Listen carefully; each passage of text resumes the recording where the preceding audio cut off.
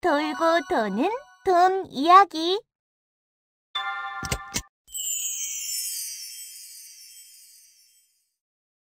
부모님께서 다음 달에 10년 만기 정기적금이 만기가 된다는 이야기를 꺼내시면서 어디다 투자를 하면 수익이 높을까 고민을 하시고 계시네요. 주식과 채권 얘기도 하시고 상가를 사서 세를 받을까도 생각하시고 계신다는 등의 말씀들을 나누고 계십니다. 주식, 채권, 세를 받는 것, 뉴스나 신문에서 많이 들어보긴 했는데 구체적으로는 자세히 알지 못하는 용어들 뿐이더라고요. 그러고 보니 어른이 되면 당연히 알아두어야 할 것들인 것 같기도 하고. 그렇다면 미리미리 공부해놓아 미래를 대비하는 것이 좋을 것 같다는 생각이 들었습니다. 지금부터라도 주식과 채권에 대한 자세한 내용을 알아봐야겠다는 생각이 들었어요. 오늘 학습에서는 돈을 벌고, 나누고, 지출하고, 모으고, 불리는 방법에 대해 알아보겠습니다. 이번 학습을 마치고 나면 여러분은 돈을 버는 방법, 지출하는 방법, 모으는 방법, 그리고 돈을 불리는 방법, 또 저축과 투자에 대한 기본 지식을 이해할 수 있게 될 것입니다. 자, 그럼 저와 함께 돌고 도는 돈 이야기를 시작해 보실까요? 퀴즈는 잘 풀어보셨나요? 이제 본격적인 학습에 들어가 보도록 하죠. 부모님을 위해 제가 할 수 있는 일들은 어떤 것들이 있을까요? 배우미 학생도 지금은 돈을 관리하지만 용돈처럼 작은 단위이죠. 어른이 되면 돈을 관리하는 단위가 커지게 됩니다. 먼저 적은 돈이라도 잘 관리하는 연습을 해두는 것이 필요합니다. 돈 관리의 목적이 바로 행복을 위해서이기 때문이죠. 그럼 우리 가족이 행복하려면 돈 관리에 대해 알아두는 것이 필요하겠네요. 그렇다면 실제 돈 관리의 내용에는 어떤 것들이 포함될까요? 용돈이라 가정하면 어떻게 쓰느냐가 중요할 것 같아요. 네, 돈의 지출에 대한 것도 해당되지만 돈을 어떻게 벌어서 번 돈을 어떻게 나누고 지출해야 하는지, 또 나아가 저축한 돈을 어떻게 굴려 늘리는가 등과 관련된 내용을 모두 포함합니다. 여기서 돈을 어떻게 버느냐 하는 문제는 개인의 직업과 직접적인 관련이 있다고 볼 수 있어요. 그럼 어떤 직업을 가져야 돈을 많이 벌 수 있을까요? 무조건 돈과 연결시켜 직업을 선택하는 것은 바람직하지 않죠. 직업을 선택할 때 고려해야 할 점들을 알려줄게요. 먼저, 도덕적으로 문제가 없는 직업이어야 하고, 내가 좋아하는 일을 할 수 있어야 바람직한 직업이라고 할 수 있죠. 또, 일상생활을 영위하기에 어려움이 없을 정도의 소득을 제공할 수 있어야 합니다. 만약 한 가지 직업으로 소득이 충분하지 않다면 제2, 제3의 직업을 갖는 경우도 고려해 볼 수 있겠죠. 예를 들면 퇴근 후나 주말에 아르바이트를 해서 부족한 소득을 보완할 수도 있습니다. 이번에는 돈을 나누는 방법에 대해 알아볼까요? 내가 번 돈을 어떻게 분배하느냐에 관한 얘기인가요? 맞아요. 우선 벌어들인 소득은 저축할 돈, 다른 사람에게 기부할 돈, 그리고 지금 사용을 위한 돈, 이렇게 세 가지로 나눌 수 있습니다.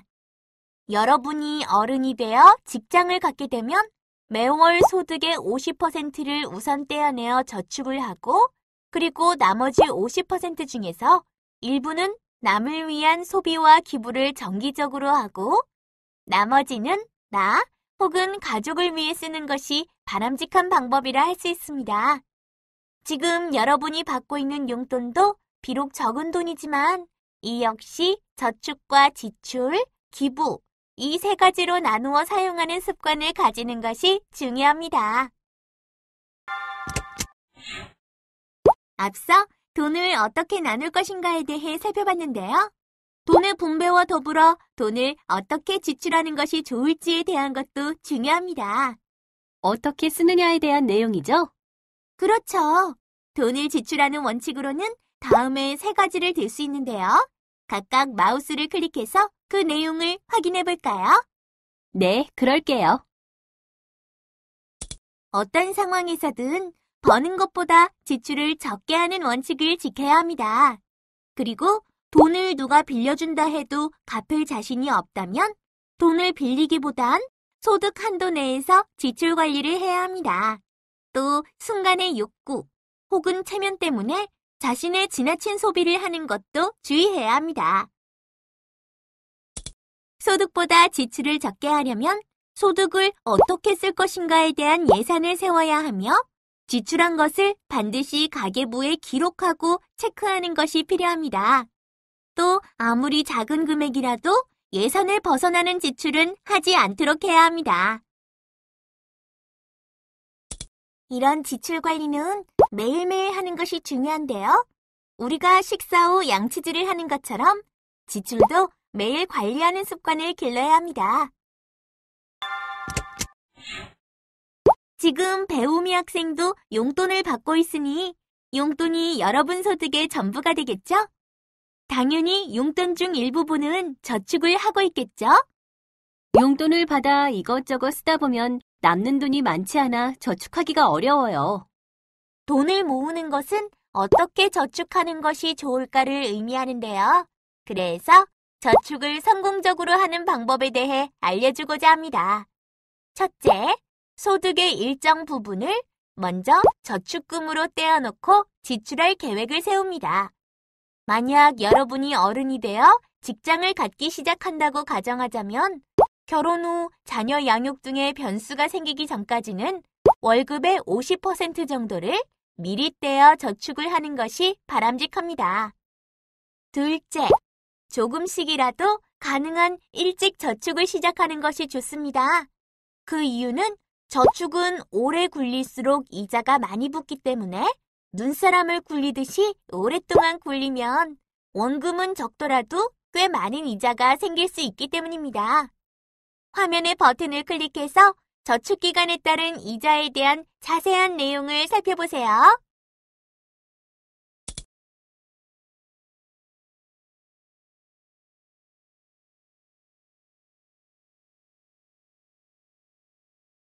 셋째, 급여 통장에서 저축 금액을 무조건 자동이체해야 합니다.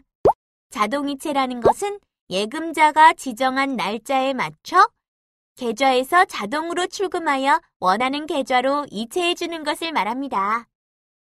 아, 그럼 은행이 알아서 이체해주니까 저축할 날짜를 잊고 있어도 안심이 되겠네요. 맞아요. 여기서 한 가지 더 알아둬야 할 것은 보통 사람들은 내가 받는 돈이 늘 부족하다고 느끼게 되는데요. 당장 사고 싶은 것들이 너무 많기 때문이죠. 이럴 때는 당장의 지출을 참도록 노력하고 미래를 위해 미리 돈을 모은다는 생각을 가지는 것이 좋습니다. 자동이체는 이런 생각을 유지하는 데 도움을 주는 방법이라 할 수 있습니다. 이번에는 저축의 첫 단계, 정기적금에 대해 알아볼 텐데요. 배우미 학생은 정기적금이라는 말은 많이 들어봤죠? 네, 매달 같은 금액을 정해진 기간 내에 저축하는 건 맞죠?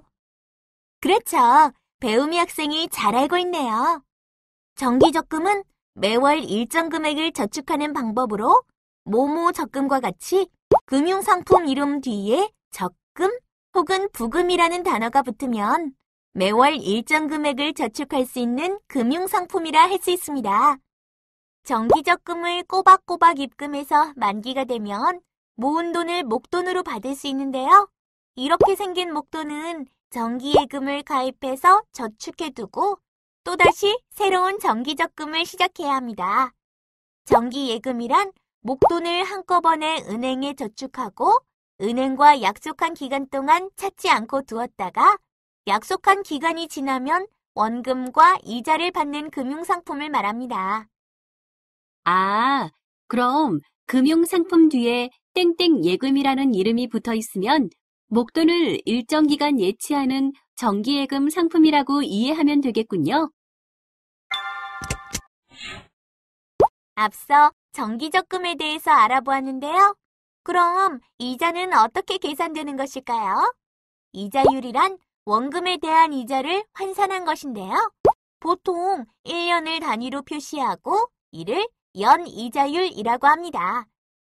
이자를 계산하는 방법을 알아볼게요.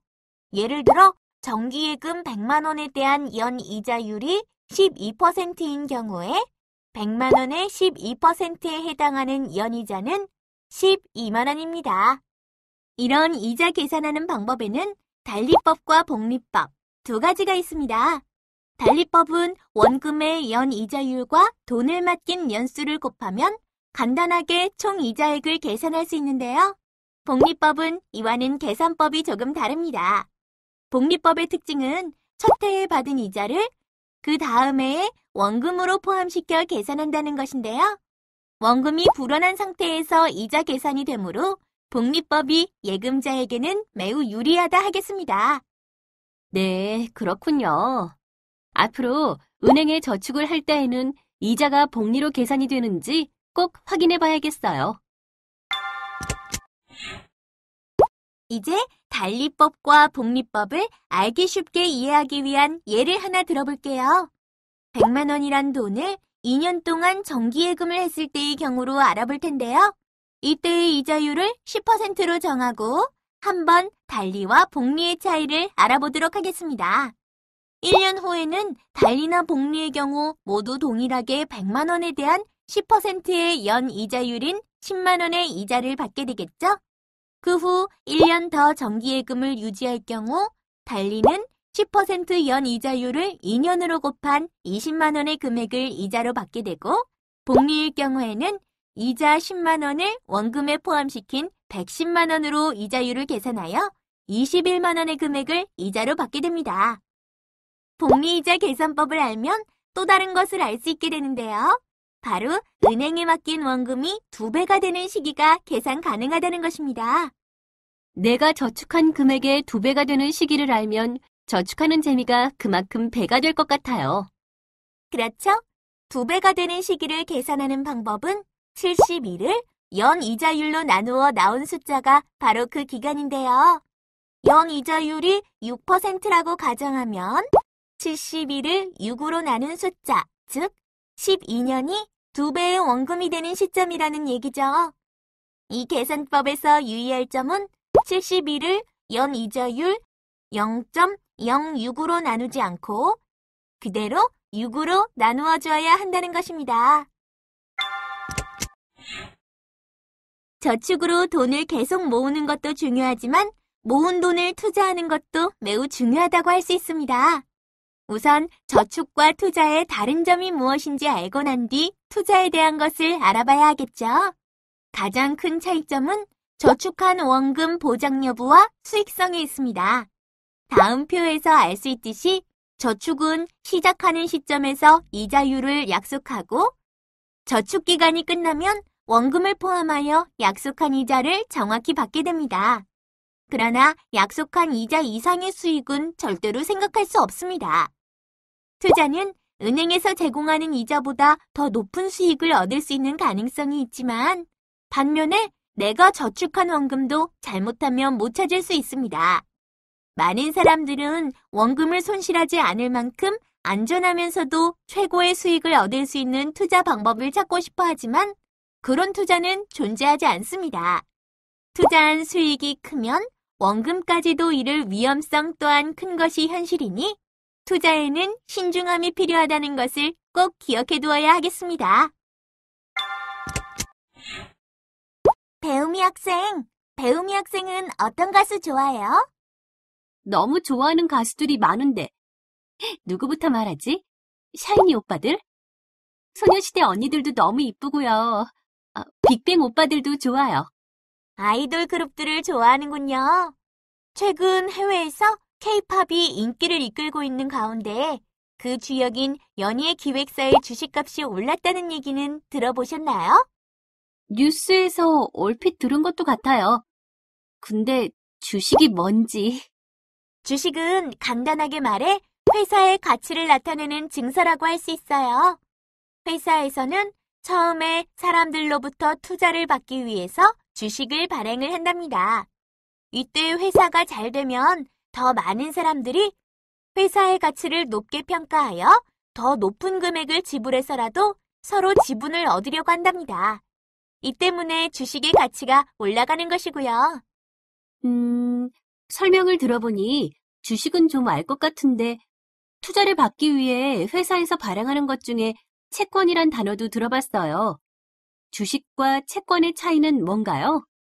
간단하게 말하자면 채권은 투자자 입장에서 단지 돈을 빌려주고 일정한 기간 경과 후 정하여진 수익을 얻을 수 있는 것이고, 주식은 자기 책임하에서 투자를 하고 수익을 얻을 수 있는 권리입니다.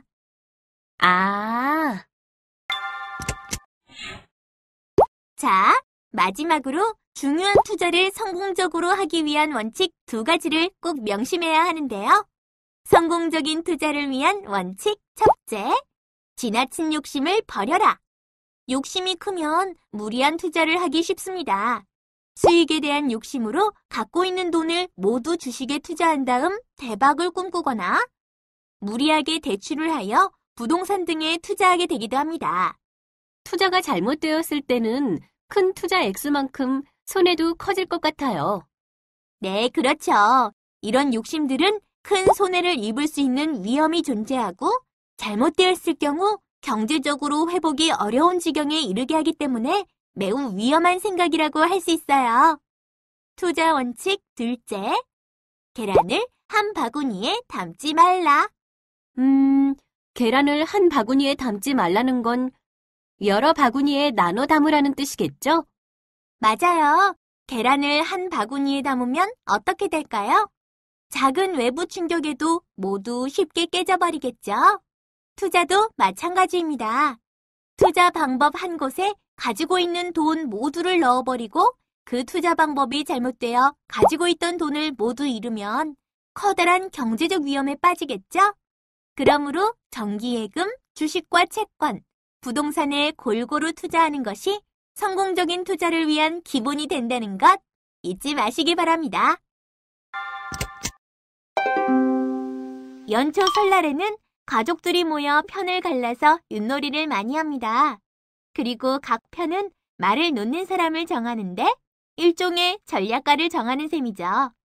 그런데 말을 놓는 것을 보면 그 사람의 투자 성향을 알 수 있다고 합니다. 여러분이 말을 놓는 전략가가 되었다고 생각해 볼까요? 만약 자기 편 4명이 연달아 개를 냈을 경우에는 다음 중 어떤 방법으로 말을 놓을까요? 여러분이 말을 놓을 수 있는 전략을 짤 수 있다면 어떤 방법으로 말을 놓을까요? 다음 2 방법 중 하나를 체크해 보세요. 당신은 보수적 투자 성향을 가지고 있군요. 이 성향의 전략은 4개 모두 꼬린 지점에 도달하려면 꽤 오랜 시간이 걸리겠지만 한꺼번에 모든 말이 잡히는 위험은 피할 수 있습니다.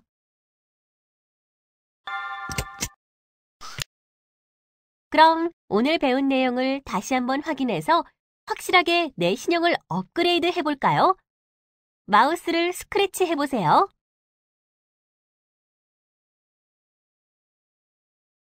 돈을 버는 방법은?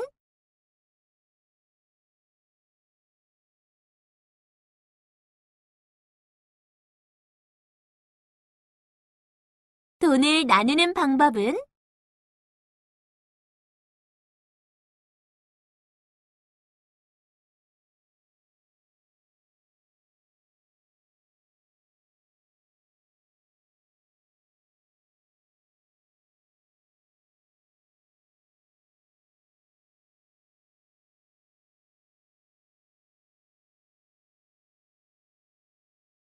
돈을 지출하는 방법은?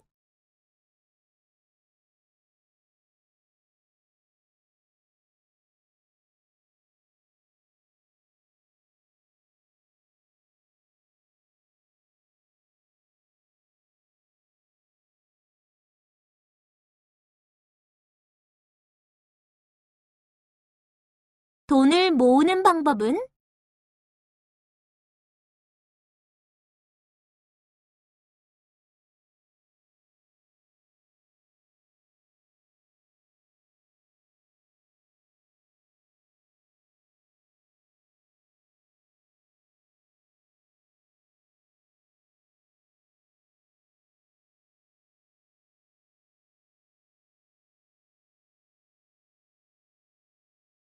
돈을 굴리는 방법은?